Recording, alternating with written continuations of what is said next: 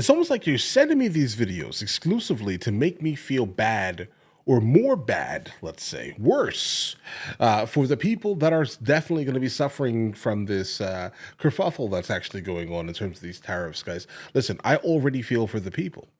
All right. I mean, I understand that they've been working for what, 1 to 2,000 yuan monthly. That's roughly 140 to maybe $280 a month, guys. I get that. Absolutely. I feel bad for them, truthfully.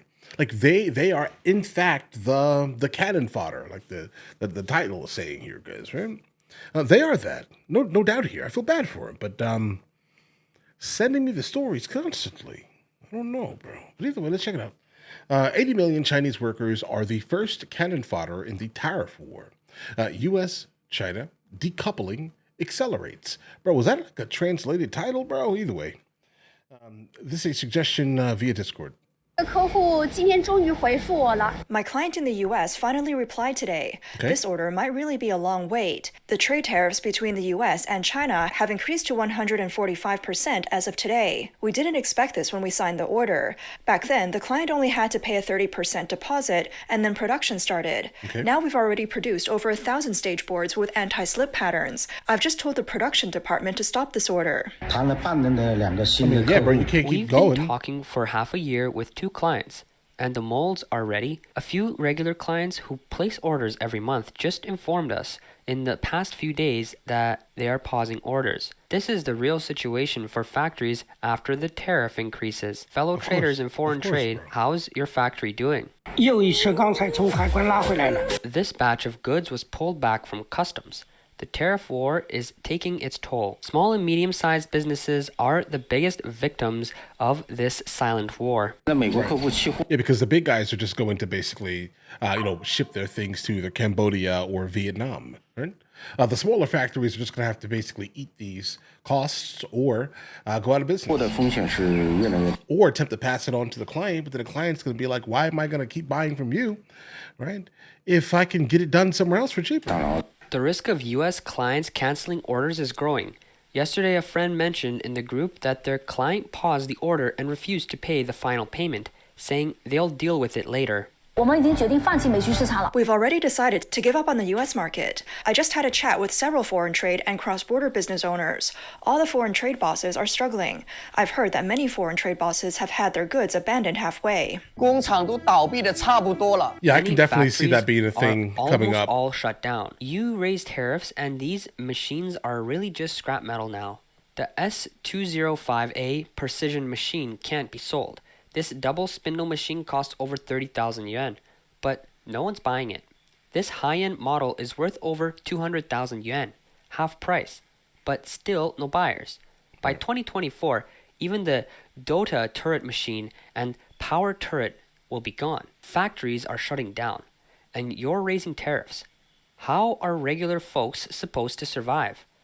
Listen, I feel bad, but I kind of want to look at the videos, or if there are any interviews, of the people that basically decided to undercut the American workforce and work for pennies on the dollar, basically. Yeah, imagine the Americans that went through this, many, many years ago, guys.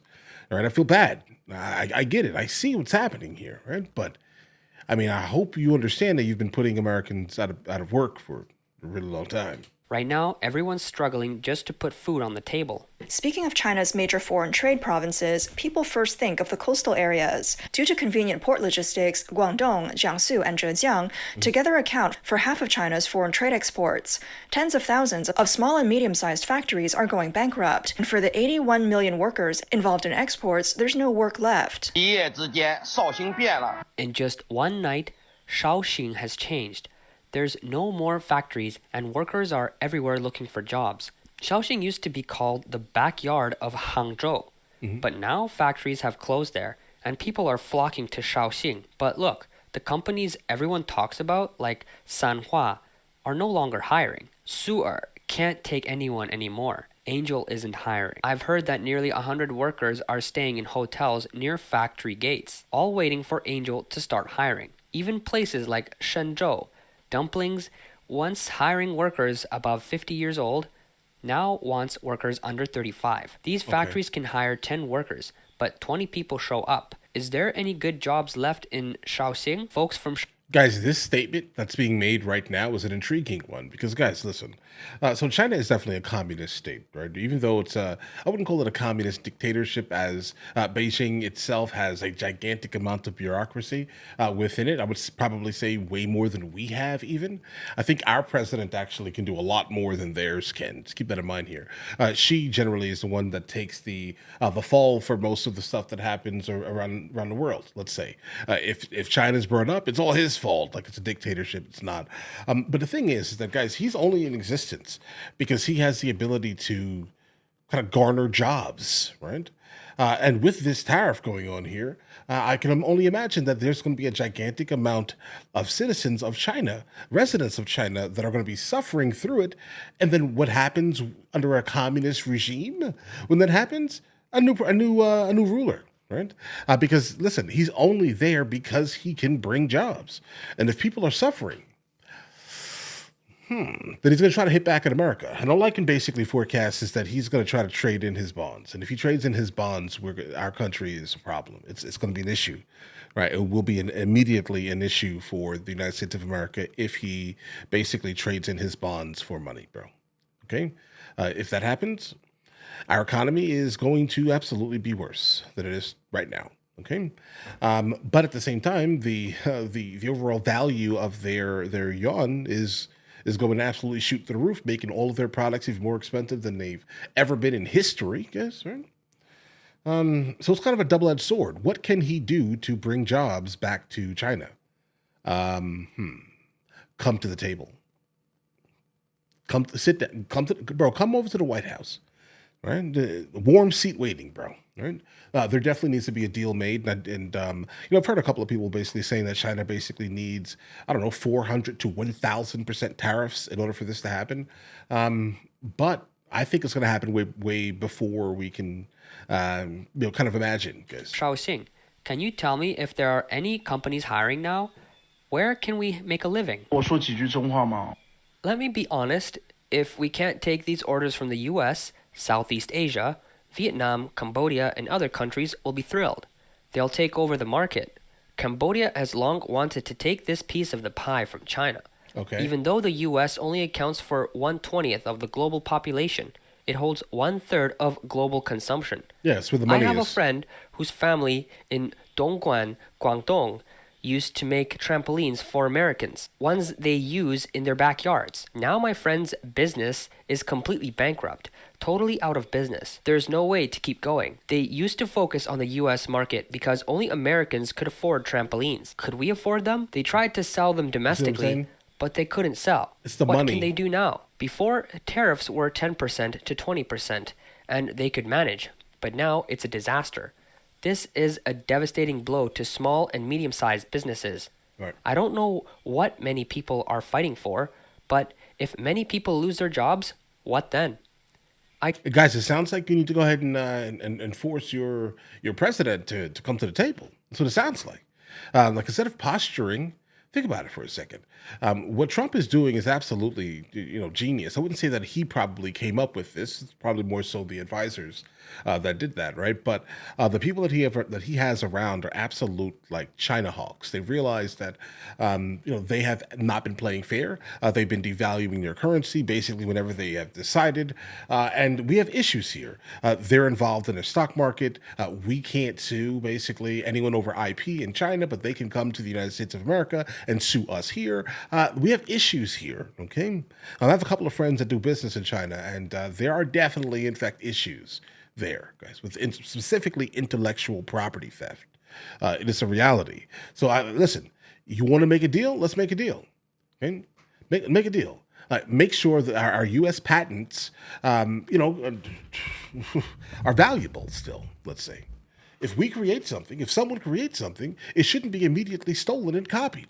There shouldn't be a factory down the street, right, from the real factory that's building the things, right? There should be a factory down the street that's just set up to copy things. Guys, right? Let's be real here. We have an issue. In China, there is an issue. Okay, but either way, I graduated from university, and my work has been very unstable. This is a very real problem. 中国的工业制造成本优势 The advantage of China's industrial manufacturing cost is ultimately the result of poor human rights. It comes from countless Chinese people working long hours under high intensity, sacrificing themselves. We see this girl with dark circles working in a factory. One commenter said she looks like a shell whose soul has been drained by the assembly line. So where does this lead in terms of being far ahead? Only a small group of people are ahead. Look at the world. Only China is stubbornly resisting the U.S. tariff war. Almost every other country is preparing to talk with the U.S. because it's clear that the U.S. is the biggest buyer, the largest client. Absolutely. Other countries, as suppliers, need to please the buyer to secure their orders and maintain their income. Why does China choose to stand firm? Is it because China is really strong? In my view, it boils down to one thing. The Chinese government doesn't see its people as human. In the eyes of the current Chinese Communist Party, the Chinese people are less than cattle and horses, just weeds. What's the characteristic? Okay, hold on. Like, didn't gigantic masses of people in China get super upset when Vance said, "Hey, listen, the Chinese peasants are going to basically, like, what do we say, guys? They're gonna starve or something like that, guys, right? Eat bitterness and something like that, guys, right? Go through hard times. I think eat bitterness is specifically a Chinese idiom, right? But either way, you're admitting the quiet parts out loud, and then getting upset on the world stage specifically about what he said when you're saying it, or is it because he said it versus you saying it, right? But this is absolutely scathing. I'm surprised this was even allowed to hit the internet. I'm gonna be completely honest here. I'm absolutely surprised by that. Of weeds. Weeds keep growing back after being cut. As long as you don't pull them out by the roots, they'll grow again and again. They never stop. Meanwhile, the privileged class, who enjoy special supplies, will remain unaffected no matter how the tariff war goes. They don't need to worry about mortgage payments, children's schooling, losing jobs, income reduction, unemployment, or rising prices. They don't. Who is most affected? The result of standing firm is that many foreign trade factories will have to shut down, possibly facing bankruptcy. This means the upstream and downstream industries related to them will be affected as well. The U.S.-China tariff war continues to escalate. On April 9th, President Trump announced the suspension of high tariffs on 75 countries worldwide, but continued to increase tariffs on China to 145%. On April 11th, China's State Council responded, adjusting the tariff on U.S. imports from 84% to 125%. Okay. The statement noted, at the Imports. current tariff level, U.S. goods to China have no market acceptance. If the U.S. continues to increase tariffs on Chinese exports to the U.S., China will ignore them. That's On fine. April 11th, CCP General Secretary Xi Jinping responded publicly for the first time to the tariff war, saying there are no winners in a tariff war and that China is not afraid of any oppression. The CCP's retaliatory tariffs have been raised to 125%. This marks further escalation in the U.S.-China trade war. UBS analysts point out that this effectively means a complete breakdown in trade between the two countries. Both sides are not only facing economic confrontation, but also a loss of political trust. 朋友们，中美贸易战这个事儿，我觉得现在不是贸易战的事儿了。 Friends, I think the US-China trade war is no longer just about Are you trade. just the figuring that situation has out? gotten much bigger. Bro, we're adversaries. We're not friends, guys. All right? We're not friends at all. But either way. I found that the US Consulate General in Shenyang is auctioning off secondhand furniture. Does that mean they're shutting down? Also, it seems like the US is gradually trying to get Chinese companies listed in the US to withdraw from NASDAQ. Good. That's a good thing, bro. Listen, your reports are absolutely flawed. All right, not specifically him, but I'm saying the Chinese business reports that are actually listed on our stock market, guys. Right? You cannot trust a single bit of the information that they're actually giving. You can't. Right? I mean, and then they devalue their currency. Think about that. Why would a company inside of a country, all right, with laws that basically dictate that they basically can't do anything without, that's not in the best interest of, let's say, specifically the country, where the country has the ability to step in and take all your information. The reason why they went after TikTok so hard, guys, right? Like, understand there are issues. I'm not sure that there should be many Chinese firms listed on the NASDAQ almost exclusively due to the fact that, guys, they devalue their currency. The reports on their earnings are always literally flawed, right? There are too many problems here, okay? If you're going to have the ability to manipulate at any time, hold on, guys. Like, if you're gonna have the ability to manipulate the records and at any time, I'm not sure you should be on a system like that. How can investors willfully purchase shares in companies that you're just going to either split, change the value of at any time? This is not conducive. So no, I don't think that there should be many Chinese companies, specifically in coming from the country of China, right, on the stock market. I think it's a problem, right? And we have so many issues with China. It's crazy, guys. But yet we still choose them because they have the manufacturing know-how and might, assembly lines and things, that they basically took through intellectual property. But either way, right? They have all of these things that they're making there that has, so of course we're going to continue using them, right? In some meaningful manner. But now there just needs to be another country that pops up. But the problem is that, guys, the same exact thing is going to happen no matter what we do, right? I'm hearing kind of word on the street here, guys, right? That East Africa is coming up. And West Africa also. I think things are going to start being made in Africa and being shipped from Africa, specifically either West or East Africa. Most likely West, Lagos, Abuja, Nigeria, Togo, Benin, right? Like these specifically here, even Uganda, Rwanda is blowing up right now, technologically. Okay.